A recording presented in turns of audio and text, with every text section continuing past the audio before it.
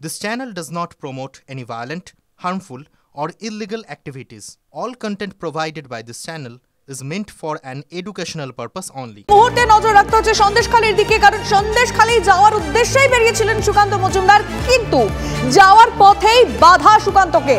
বামনপুকুরে বাধার মুখে সুকান্ত মজুমদার। সন্দেশখালী পৌঁছানোর আগেই তাকে বাধা দেওয়া হয়। আক্রান্ত বিজেপি কর্মীদের দেখতেই যাচ্ছিলেন। বাসন্তী হাইওয়ে সংলগ্ন বামনপুকুর পঞ্চায়েত অফিসের কার্যালয়, সেই বামনপুকুর পঞ্চায়েত অফিসের কার্যালয় থেকে যখন বামনপুকুরের ভেতরের দিকে ঘাগড়া সহ যে বিভিন্ন গ্রাম যেখানে ভোট হিংসার শিকার হয়েছেন বিজেপি কর্মী সমর্থকরা, তাদের পাশে দাঁড়াতে, তাদের মনোবল বাড়াতে, তাদের সঙ্গে দেখা করার জন্য সুকান্ত মজুমদার আসছিলেন। সেই সময় বাসন্তী হাইওয়ের ধারে বামনপুকুর পঞ্চায়েতের কাছে তাকে ঘিরে ধরে বিক্ষোভ দেখানো হয়। তৃণমূল কর্মী সমর্থকেরা তারা বিক্ষোভ দেখান এবং বিক্ষোভ দেখানোর পাশে গো ব্যাক স্লোগান দেন। আপনার লজ্জা লাগে কিনা আমার জানি, আমি শুনেছি দোকান কাটাদের লজ্জা লাগে না, কিন্তু আপনি তো আমাদের মুখ্যমন্ত্রী। না হয় বলে দিন যে বিজেপি কর্মী বা অন্য দল যারা করে আমি তাদের মুখ্যমন্ত্রী নই। ওই তো বললাম লালটু, আমার নাম আরতি নেই। সৌরভ, সুকান্ত মজুমদারকে কি এগোতে দেওয়া হচ্ছে? দেখো, এই মুহূর্তে রাজ্য পুলিশের যারা রয়েছে, রাজ্য পুলিশের বিশাল বাহিনীর সঙ্গে এখানে মিনাকা থানার পুলিশ রয়েছে, মিনাকা থানা সহ বসিরহাট জেলা পুলিশের পুলিশেরা রয়েছেন। তাদের অনেকগুলি কনভয়, অন্তত 12 থেকে 15টি গাড়ির কনভয়, তারা 12-15টি গাড়ির কনভয় এই মুহূর্তে বিজেপি রাজ্য সভাপতির সঙ্গে রয়েছে। এবং এই মুহূর্তে গ্রামের ভেতরে বিভিন্ন জায়গায় যেখানে যেখানে বিজেপি কর্মী সমর্থকদের উপরে ভোট সন্ত্রাসের অভিযোগ এসেছে, সেই সমস্ত জায়গাগুলি, সেই সমস্ত গ্রামগুলি তিনি ঘুরে ঘুরে দেখছেন। সেসব কর্মী সমর্থকদের সঙ্গে তিনি কথাও বলছেন। সেই ছবিটা তুমি দেখাও এই মুহূর্তে সৌরভ, আমরা দেখাচ্ছি কর্মী সমর্থকদের সঙ্গে সুকান্ত মজুমদার কথা বলছেন। এবং আমরা এটাও শুনছি সংবাদ মাধ্যমের সামনে ক্ষোভ উগরে দিচ্ছেন কর্মী সমর্থকরা, স্পেসিফিক নাম বলছেন তৃণমূল কর্মীদের যারা হামলা চালিয়েছে। আমরা শুনবো, আমরা একটু বোঝার চেষ্টা করবো এই মুহূর্তে সেখানে কি পরিস্থিতি। ছবিটা আপনাদেরকে দেখাবো। আর আমার ভরসা, আর আমার বড় ছেলেটা পাগলা, ওই তৃণমূল লোকেরা এসে হুমকি দিচ্ছে আমার ছেলেকে মেরে দেবে, আমার ছেলেকে খুন করে দেবে, তোমার ছেলে যেন বাড়িতে না আসে, তোমরাও বেরিয়ে যাও, এইসব হুমকি দিচ্ছে। আপনার ছেলে এখন কোথায়? সঙ্গে একসঙ্গে আসলো, আজ কদিন আর বাড়িতে ঢুকতে পারেনি। রামকৃষ্ণ নেই। সুকান্ত মজুমদারের আরো একটি বক্তব্য শোনাবো আপনাদের।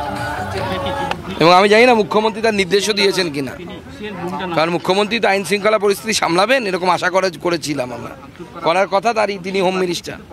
যেভাবে গাড়ির উপরে হামলা করা হলো, সেন্ট্রাল ফোর্স না থাকলে তো গাড়ি ভেঙে দিতে হয়তো, সেন্ট্রাল ফোর্স আছে বলে করতে পারেনি।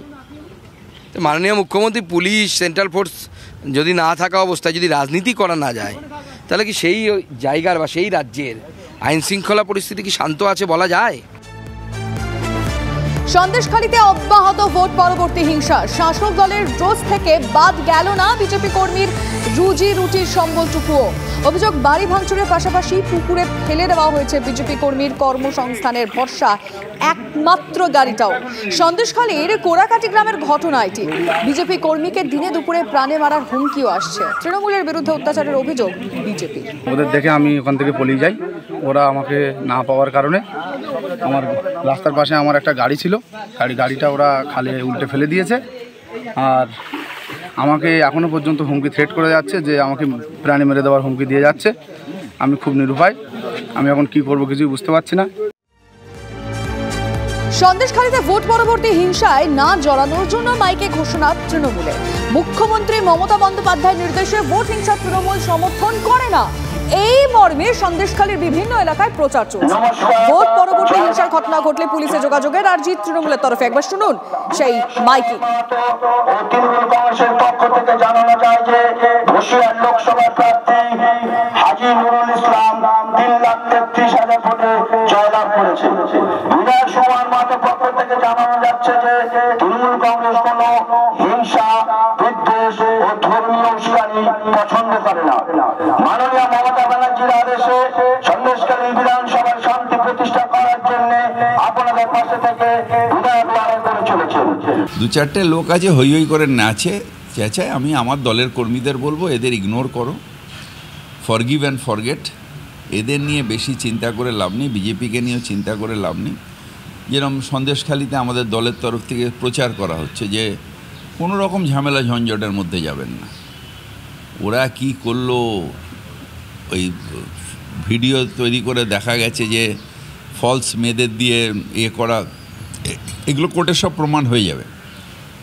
কোর্টে প্রমাণ হয়ে গেলে যেন যারা অনৈতিকভাবে বাংলাকে অপমান করার চেষ্টা করেছে, বাংলার নারী সমাজকে অপমান করার চেষ্টা হয়, তাদের যাতে কঠোর সাজা হয়। বিধায়ক থানার সাথে যোগাযোগ করবে কি করে? থানায় তো হিংসার সময় সাথে থাকছে। কুচবিহারে যখন দেখা যাচ্ছে যে হিংসা হচ্ছে বা বিজেপির উপর আক্রমণ হচ্ছে, তখন সঙ্গে পুলিশ যাচ্ছে। তো এই পরিস্থিতিতে পুলিশের উপর মানুষ বিশ্বাস রাখবে কি করে?